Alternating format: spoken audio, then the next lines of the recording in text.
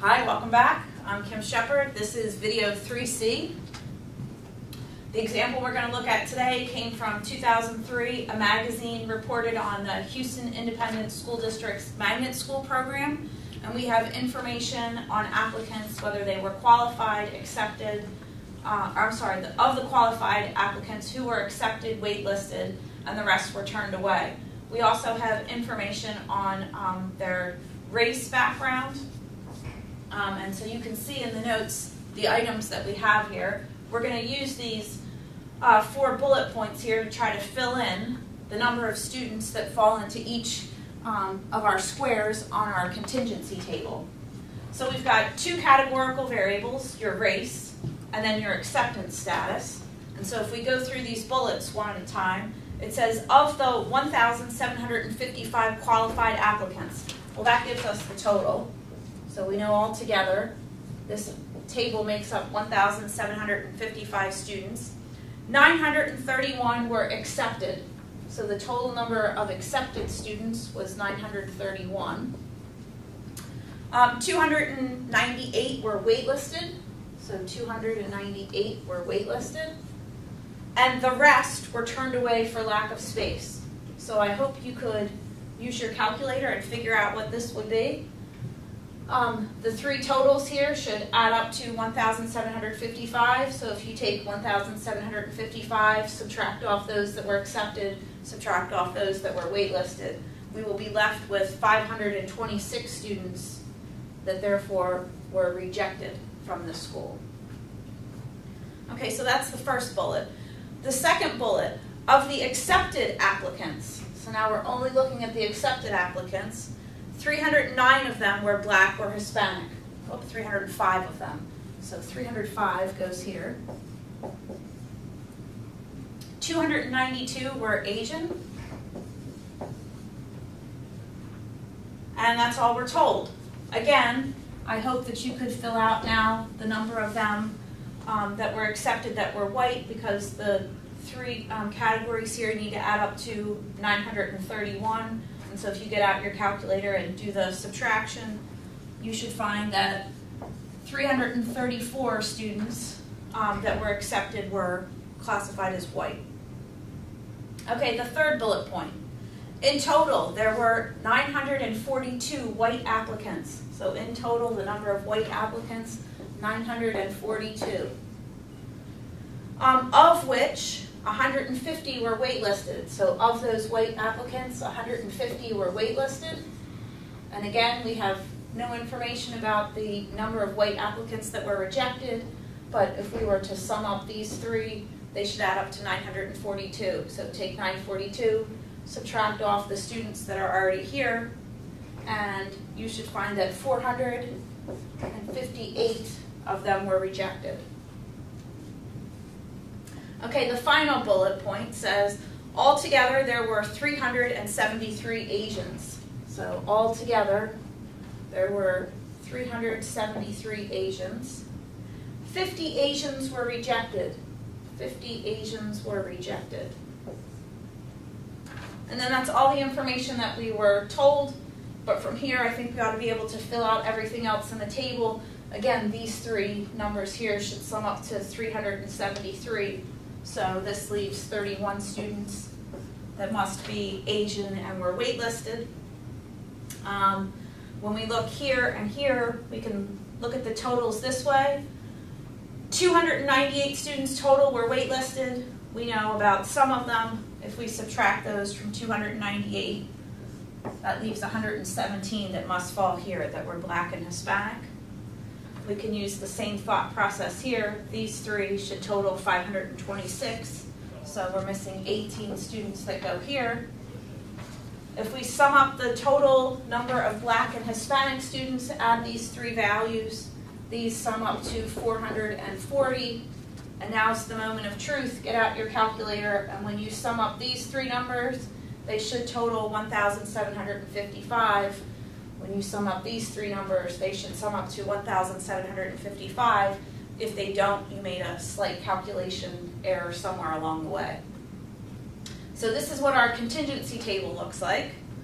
The next thing that we'd like to do, question B, says give the marginal distribution for school acceptance. Again, marginal distribution, I'm going to completely ignore the race of the students here, and I just want to know altogether what percentage of students were accepted, what percentage were waitlisted, and what percentage were rejected. So I'm simply going to be looking at the total number of students and looking at those as a percentage out of the total. So for part B, I'll move to the sideboard to fill in the marginal distribution for school acceptance. So we have 3 categories. Again, for each one of them, I'm going to look at, out of the total 1,755 applicants, what percentage of them were accepted, waitlisted, and rejected. So the total number of students that were accepted, which is the total of your first column, was 931. If we write that as a percentage, this is about 53%. There were 298 students that were waitlisted, and that as a percentage of the total is 17%. And then finally, 526 students were rejected out of the total, and that makes up the remaining 30% of the students. And if we sum up our 3 marginal probabilities there, they do add up to the 100% of the students. So we can see what percentage were accepted, waitlisted, and rejected. I'm going to stay over here and just read to you what slide C, what question C says. Question C says, all right, we had the marginal distribution in part B. In C it says give the conditional proportions for being accepted based on race. So now I'm only going to look at the category that you were accepted, but if you were accepted, if we only look at accepted, what's the likelihood of being accepted if you were a white student, a black Hispanic student, or an Asian student? Okay, now for these, if you are a white student, or you've applied to this school and that's your race background, there were 942 white applicants altogether. If you were white, what's the chance that you got accepted? Of those 942 white students, 334 of them were accepted. As a percentage, this is about 35.5%. Okay, of all the black and Hispanic students, what percentage were accepted? Now we're only looking at the black and Hispanic students. If you look at your table, there were a total of 440 black or Hispanic students. Out of those, 305 were accepted.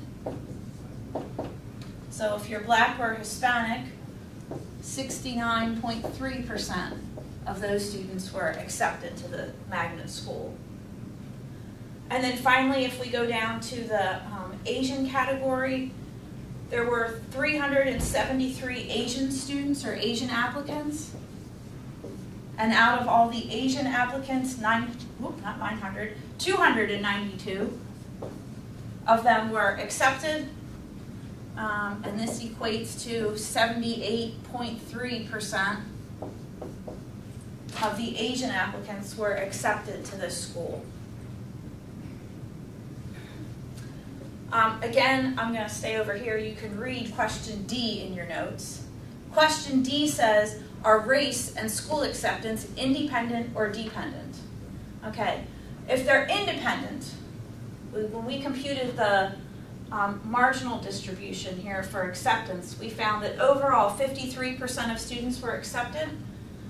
If race and acceptance status are independent, then we would expect 53% of white applicants to be accepted, 53% of black and Hispanic students to be accepted, and 53% of Asian students to be accepted. Obviously, that's not what happened. And so our 2 variables, race and school acceptance, are clearly dependent. And they are dependent because these conditional probabilities are very different from the marginal probability of being accepted.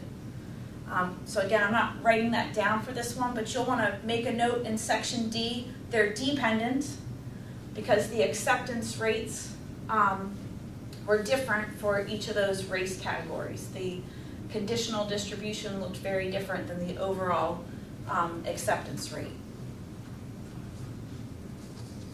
Okay, I think I can return to the center board. Let me catch up with the slides and erase this. Two more questions in the notes on this one. Question E, what percentage of applicants were white and accepted? All right, what are we looking at? Of applicants. So this time we want to look at the percentage out of 1,755 applicants. Where are those that are both white and accepted? That's these students right here. So for this one, we would look at 334 students who were white and accepted out of all the applicants. And if you compute that, we'll find out this is slightly over 19%.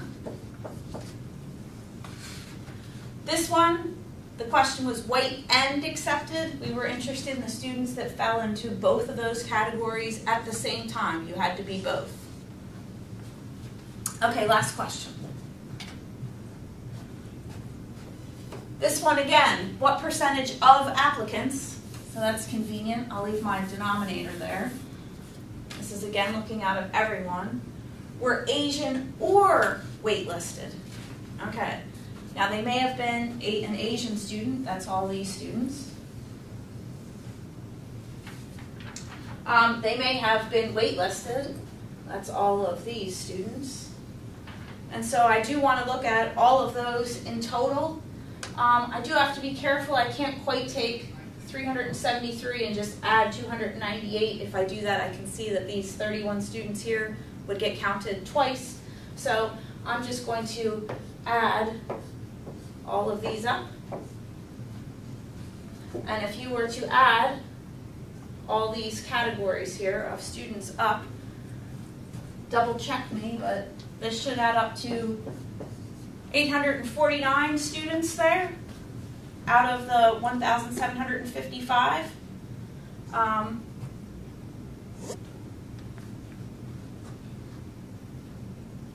Sorry, just checking my notes that I'm doing this correctly.